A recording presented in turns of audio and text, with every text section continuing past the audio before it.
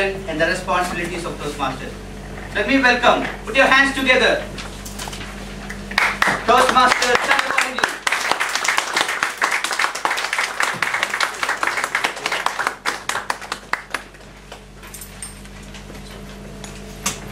Thank you. Good morning, friends. Good morning. I just want a show of hands to know how many people were there in the last session. Can you please show your hands? Okay. Why I'm asking that, because if there are a lot of people who were not there last time, I think I owe a responsibility to those who are here for the first time to give them a very quick overview of where we stopped at. Can anybody tell me what exactly we did last time in the last session? Just very quickly. Systems thinking. Systems thinking? 5 thinking process. 5 thinking skills which we talked about. And one of them was systems thinking. Who can tell me other 3 or 4? Analytical thinking.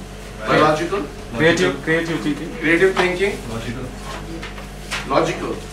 Okay, logical or analytical, it is one and same.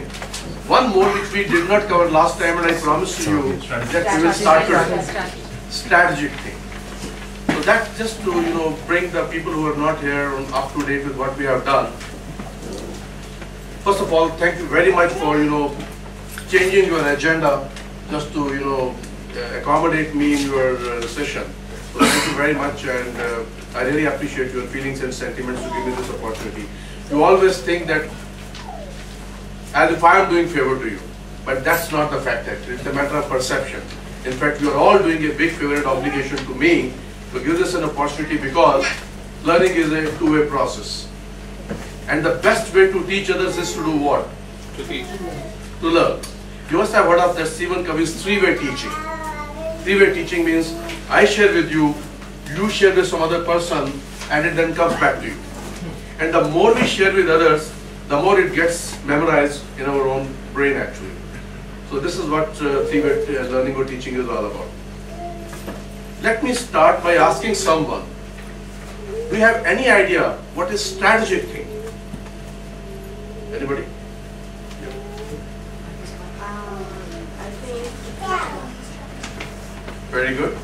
She's right on mark. To plan. Anybody else can add something to this?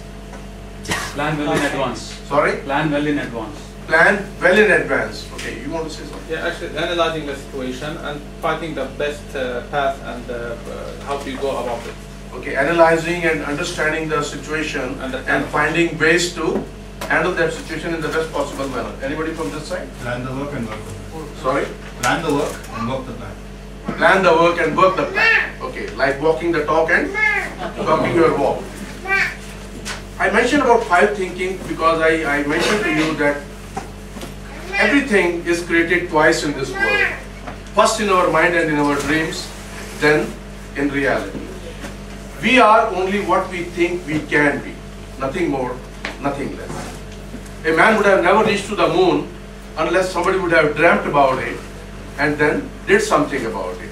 So friends, today I want to focus on the last part of thinking called strategic thinking. But to make the life easy, I am not interested in going into the technical definitions or the literary part of it. What we do is we break down that strategic thinking into 5 pieces.